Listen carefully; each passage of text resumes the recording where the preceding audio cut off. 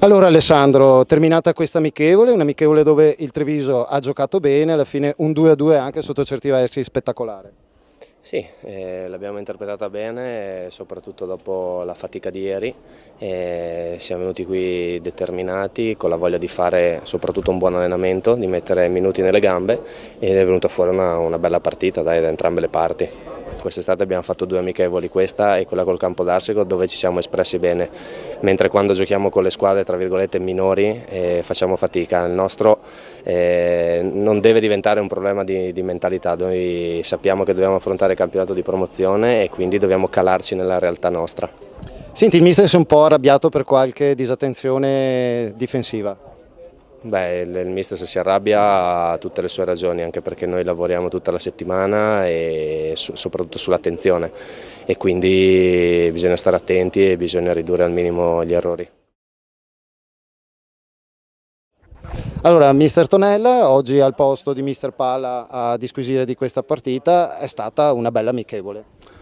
Penso che abbiamo dimostrato di avere una squadra da categoria superiore, l'abbiamo dimostrato con una squadra che sono anni che gioca in Serie D e non abbiamo demeritato per niente, anzi forse abbiamo fatto qualcosa in più di loro, comunque un risultato giusto, un 2-2 che ha rispecchiato che il Treviso non merita la categoria dov'è.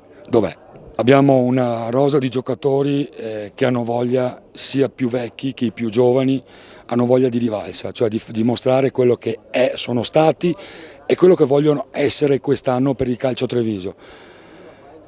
Ieri abbiamo fatto una buona prestazione, due partite, abbiamo giocato con la formazione titolare, poi le altre partite sono entrati i vari dei giovani del 2000, 2001, 99, che probabilmente nell'arco dell'anno dovranno comparire perché con l'obbligatorietà dei fuori quota dovranno esserci.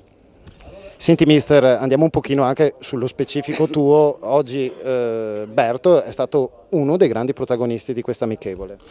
Ma io su Berto non devo dire niente, su Niero lo stesso ieri ha fatto una buona prestazione, tutti e due stanno lavorando, Niero un po' più in forma di Berto, Berto come l'abbiamo visto l'anno scorso ci vuole un po' più di tempo, però stiamo aspettando, adesso la prima prova generale sarà sabato in Coppa Veneto, logicamente andremo lì per fare la nostra partita e per giocarcela al 100% come inizieremo il campionato.